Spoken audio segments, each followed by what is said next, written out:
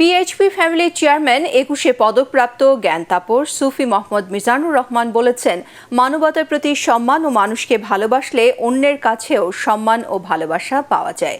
জীবনে বড় হতে হলে এই বিষয়টির প্রতি অধিক গুরুত্ব দিতে হবে।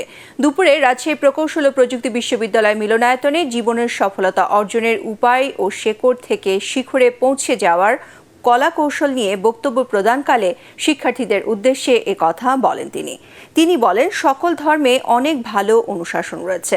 সকল ধর্ম বর্ণ নির্বিশেষে মানুষ হিসেবে একে অপরকে শ্রদ্ধা ও ভালোবাসার মাধ্যমে সৎকর্ম পদ্ধতি অনুসরণ করার তাগিদ দেন তিনি।